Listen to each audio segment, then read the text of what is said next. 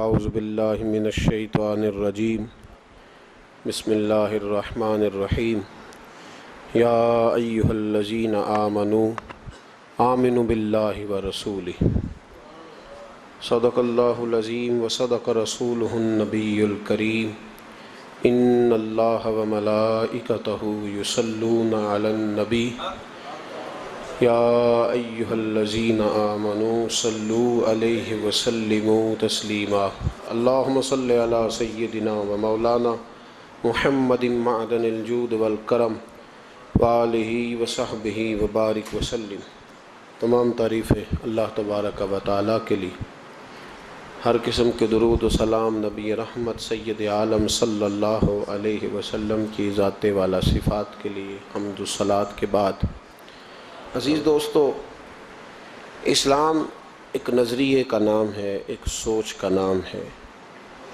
اسلام ایک فکر ہے، عقیدہ ہے۔ اسلام ایک نظریہ دیتا ہے اور وہ نظریہ جو انسان کو بدل دیتا ہے۔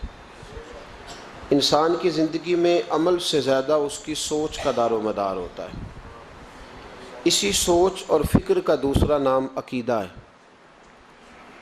اس آدمی کی یہ سوچ بن جاتی ہے کہ میں نے پیسہ ناجائز طریقے سے حاصل کرنا ہے، تو پھر اس ایک سوچ کی بنیاد پر ہی وہ قتل کرتا ہے، وہ جھوٹ بولتا ہے، وہ بددیانتی کرتا ہے۔ تو دراصل اس کے پیچھے یہ جو نظریہ تھا پیسہ جمع کرنے کا، ہر صورت ہر طریقے امیر ہونے کا، اس سوچ نے اسے گناہگار بنایا۔ اسلام نظریے کا نام ہے۔ قرآن مجید میں اللہ فرماتے ہیں لیس البر ان تولوا وجوہکم قبل المشرق والمغرب ولکن البر من آمن باللہ وبالیوم الآخر۔ فرمایا نیکی یہ نہیں کہ تم اپنا منہ مشرق کی طرف کر لو یا مغرب کی طرف کر لو۔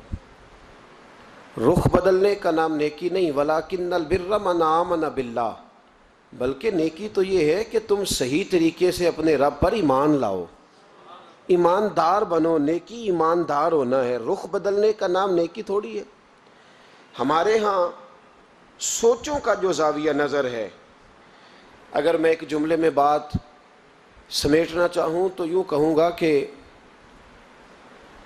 ہم اعمال کے نیک تو ہیں پر نظریے کے نیک نہیں۔ کبھی کبھی نمازی ہو جاتے ہیں، قرآن پاک کھول لیتے ہیں، لیکن ہمارا دل نمازی ہونا چاہیے، ہماری روح نمازی ہونی چاہیے۔ اقبال کہنے لگے یہ ذکر نیم شبی، یہ مراقبے، یہ سرور، تیری خودی کے اگر پاسبان نہیں تو کچھ بھی نہیں۔ اور خرد نے کہہ بھی دیا لا الہ الا اللہ تو کیا حاصل، دل و نگاہ اگر مسلمان نہیں تو کچھ بھی نہیں، کچھ بھی نہیں۔ جب تک انسان، قرآن پاک نے کہا یا ایھا الذین آمنوا آمنوا باللہ ورسولہ، اے ایمان والو اللہ رسول پہ ایمان لے آؤ، اے ایمان والو ایمان لے آؤ، ایمان والو ایمان والو ایمان لے آؤ۔ کیا مطلب؟ کہ دعویٰ ایمان کرنے والو اپنے دل سے مسلمان ہو جاؤ، سوچ کو مسلمان کرو، اپنی زبان کو مسلمان کرو، اپنے کان کو مسلمان کرو، اپنی نظر کو مسلمان کرو، اپنی روح کو مسلمان کرو، اپنے گھر کو مسلمان کرو، اپنی سوچوں پہ اسلام کا پیرا بٹھاؤ، دیندار ہو جاؤ۔ اسلام دیکھیں نا، اسلام تو آپ کو سکون دیتا ہے۔ اگر کسی کی سوچ بن جائے کہ میں اپنے رب کے سپرد ہوں تو وہ آرام اور سکون میں آ جاتا ہے۔ 24 سال کی بیٹی کا اگر 4 سال کا بیٹا انتقال کر گیا، کسی نے جا کے کہا کہ بڑا ہی افسوس ہوا ہے تیرے بچے کا، تو ایمان نے اسے کتنا مضبوط کر دیا ہے۔ وہ کہتی ہے نہیں، اللہ کی فصل ہے، پکی کاٹ لے تب بھی ٹھیک ہے، کچی کاٹ لے تب بھی ٹھیک ہے۔ اب یہ جو نظریہ ہے اس نے اسے جوان کر دیا ہے، مضبوط کر دیا ہے، توانا کر دیا۔ اس نے اس کے اندر ایک تبدیلی، اسلام سوچ کی تبدیلی کا نام ہے۔ اگر نظر بھی میلی رہے، زبان بھی گالی سے غیبت سے بھرپور رہے، دلوں میں حسد رہے، کینہ رہے، عداوت رہے، تو پھر من کے میلے اگر تن اجلا کر بھی لیں تو لوگوں کی نظر میں تو شاید وہ بن سنور جائیں، لیکن میرے نبی پاک نے فرمایا رب تو جب بھی دیکھتا ہے تیرا دل ہی دیکھتا ہے۔ ہم اپنے بوسیدہ جسموں پر رنگین کپڑے پہن کے نا، مرے ہوئے من کا تن اجالا کر کے اجلا کر کے لوگوں کے سامنے آتے ہیں، دیکھ لو میں کتنا نیک پرہیزگار ہوں۔ او بھائی، نیکی اور پرہیزگاری کا تعلق دنیا داروں کے ساتھ نہیں ہے، نیکی اور پرہیزگاری کا تعلق اللہ رسول کے ساتھ۔ تو بتا تیرا رب رسول کے ساتھ وہ رشتہ کتنا مضبوط ہے۔ حضرت بایزید بستامی رحمۃ اللہ علیہ کا زمانہ مبارکہ تھا، تو ایک یہودی اور مسلمان کا دوستانہ تھا۔ تو وہ یہودی سے وہ مسلمان دوست روز کہتا تو مسلمان ہو جا، وہ ٹال دیتا، کہتا چل یار ٹھیک ہے انشاءاللہ خیر ہو جائے گی، جس طرح انسان ٹال مٹول کرتا ہے نا اپنے جملوں میں، وہ ٹالتا۔ وہ کہتا نہیں یار تو مسلمان ہو جا، تو میرے دین میں آ جا، میرا دوستانہ بھی ہے، پیار بھی ہے، تعلق بھی ہے، میں چاہتا ہوں مذہب بھی ایک ہو جائے، عقیدہ اور نظریہ بھی، تو مسلمان ہو جا۔ جب اس نے کئی دنوں اصرار کیا اور بات کو نہ چھوڑا تو یہودی بول پڑا، کہنے لگا یار میں نے 2 اسلام دیکھے ہیں، بتا کون سا اختیار کروں؟ 2 اسلام دیکھے ہیں، کہا 2 اسلام کون سے؟ کہنے لگا ایک اسلام وہ ہے جس پہ تو عمل کرتا ہے، اور ایک اسلام وہ ہے جس پہ حضرت بایزید بستامی عمل کرتے ہیں۔ میں نے 2 اسلام دیکھے، ایک میں نے تجھے دیکھا ہے کہ میں شراب پیتا ہوں تو معاذ اللہ تو بھی میرے ساتھ پیتا ہے، حالانکہ تو مسلمان ہے۔ اگر میں جوا کھانے جاتا ہوں تو بھی میرے ساتھ جاتا ہے، حالانکہ تو مسلمان ہے۔ اگر میں جھوٹ بول رہا ہوتا ہوں تو 10 مجھ سے بڑھ کے بولتا ہے، حالانکہ تو مسلمان ہے۔ اگر میں چوک میں کھڑے ہو کر معاذ اللہ بہن بیٹی بہو پہ گندی نظر ڈال رہا ہوتا ہوں تو بھی ڈال رہا ہوتا ہے، حالانکہ تیرا دعویٰ ہے کہ تو مسلمان ہے۔ ہم دونوں پارٹنر ہیں، بزنس کرتے، جہاں سے حرام کمائی میں کھاتا ہوں تو بھی وہیں سے کھاتا ہے، حالانکہ تو مسلمان ہے۔ کہنے لگا ایک اسلام تیرا ہے اور ایک اسلام حضرت بایزید بستامی کا ہے، اس کی میں نے نظر کو بھی پاک دیکھا ہے، جسم کو بھی پاک دیکھا ہے، روح کو بھی پاک دیکھا ہے۔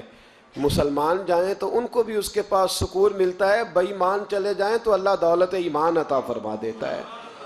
ایک اسلام تیرا ہے، ایک اسلام حضرت بایزید کا ہے، تو بتا کون سا دین قبول کروں؟ اگر تو تیرے والا اسلام ہے تو پھر تو اس میں کوئی مسئلہ نہیں، کلمہ ہی ایک پڑھنا ہے، لا الہ الا اللہ محمد رسول اللہ صلی اللہ علیہ وسلم، باقی تو سارے کام وہی ہیں جو یہودیوں والے، عیسائیوں والے، کافروں والے۔ تو ٹھیک ہے پڑھا دے، پڑھ لیتا ہوں، ایک کلمے کا ہی فرق ہے۔ اور اگر اسلام وہ ہے جو حضرت بایزید کا ہے تو پھر تو نہ میرے ساتھ گفتگو کر، پھر حضرت بایزید کو کہہ مجھے آ کے کہیں، اس لیے کہ اگر اسلام وہ ہے جس کی حضرت بایزید جس پر عمل کرتے ہیں تو میں کل بھی کلمہ پڑھنے کو تیار ہوں، میں آج بھی کلمہ پڑھنے کو تیار۔ مسئلہ یہ بن گیا ہے کہ ہم بڑے تگڑے مسلمان ہیں، تگڑے، لیکن حال یہ ہے کہ رمضان میں جب سموسے بکتے ہیں نا، جو رمضان میں بھی سموسے بکتے ہیں، جس نے روزے رکھا ہوا ہے دکاندار نے، وہ بھی گندے تیل میں سموسے نکال رہا ہے، گندے تیل۔ رمضان المبارک میں بھی جو پکوڑے بیچ رہا ہے نا، تو اس نے وہ والا بیسن خریدا ہے جو سب سے سستا ملتا ہے۔ اے مسلمان، یہ نہیں سب اس کو کوئی بندہ کہہ دے تو مسلمان نہیں، تو گریبان سے پکڑ لے گا، گرا لے گا۔ جو چوک میں کھڑا ہے نا، چوک میں بچیوں کے اسکول سے چھٹی ہوئی ہے، کالج سے چھٹی ہوئی ہے، تو جو چوک میں کھڑا ہے اگر آپ اسے بے ایمان کہیں گے تو وہ آپ کو لٹا کے ڈنڈوں سے مارے گا، حالانکہ کھڑا چوک میں ہے، تاڑ رہا ہے مسلمانوں کی بہو بیٹی کو۔ پر آپ بات کریں، وہ کہے گا سب سے بڑا مسلمان میں ہوں، تو کیا ہوتا ہے؟ ہمارے حکمران کہتے ہیں مولانا آپ ہم پہ فتویٰ دیتے ہیں۔ ایک بولتا ہے، کہتا ہے میرے گھر میں تو خانہ کعبے کا غلاف پڑا ہوا ہے، ایک کہتا ہے میرے پاس تو مسجد نبوی شریف میں جو صفائی ہوئی تو وہاں سے انہوں نے جو ریاض الجنہ کا قلین اٹھایا وہ میرے پاس پڑا ہے۔ ایک پاکستان کا صدر ایسا بھی گزرا ہے، کہتا ہے مجھ سے زیادہ نیک کون ہوگا، میں تو 6 دفعہ کعبے کے اندر گیا ہوں۔ یہ اعلان کرتے ہیں۔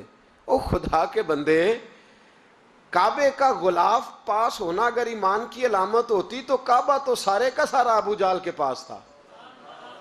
اگر مسجد نبوی کا قلین پاس ہونا علامت ایمان ہے تو عبداللہ بن ابی سلول جو منافقوں کا سردار تھا وہ تو 5 نمازیں نبی پاک کے پیچھے پڑھتا تھا، تو رہتا ہی ریاض الجنہ میں تھا۔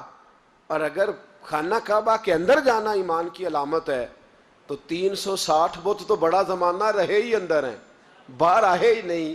تو کس قسم کا فلسفہ ہے ہمارا؟ ہم کس قسم کا انداز رکھتے ہیں؟ بھائی اسلام یہ ہے کہ تیرے اندر تبدیلی آئے، اسلام یہ ہے کہ تو کسی کو حقیر نہ جانے، اسلام یہ ہے کہ پھر صہیب اور بلال اور عمر ایک صف میں کھڑے نظر آئیں، اسلام یہ ہے کہ حضرت سیدنا ربیعہ بن قعب رضی اللہ تعالیٰ عنہ، کالا رنگ، موٹے ہونٹ، چپٹی ناک. حضرت ربیعہ بن قعب رضی اللہ تعالیٰ عنہ، بڑا خاندان نہیں، بڑی برادری نہیں، پڑھے لکھے نہیں، لیکن پھر اسلام اس کا نام ہے کہ نبی پاک کی وہ غلامی کریں. اور حضور ان سے کہہ دیں کہ جاؤ فلانے سردار سے کہہ دو جا کے کہ میں تیری بیٹی کا نکاح اپنے اس کالے رنگ کے غلام سے کرنا چاہتا ہوں. تو وہ غلام جا کے پیغام دے تو باپ اور ماں تو مہلت مانگے سوچنے کی اور کہیں شام کو بتائیں گے، اور بیٹی بول کے کہے نہیں، یہ کفر کا دور نہیں، یہ اسلام کا دور ہے. سوچیں بدل گئی ہیں، کوئی چھوٹا نہیں، کوئی بڑا نہیں، کوئی چودھری نہیں، کوئی کمی نہیں، سارے ایک ہیں. اور بیٹی بول کے کہے ابا جی میری فکر نہ کرو، اگر نبی پاک نے کالے رنگ کے حبشی غلام کا رشتہ بھیجا ہے تو آپ مجھ پر زیادہ مہربان نہیں، میرا رسول مجھ پر زیادہ مہربان ہے. آپ مجھے بھیجیں، میں اسی کے ساتھ نکاح کروں گی. مجھے امید ہے رب رسول مجھے ضائع نہیں کر. پھر سوچیں بدل جائیں گے.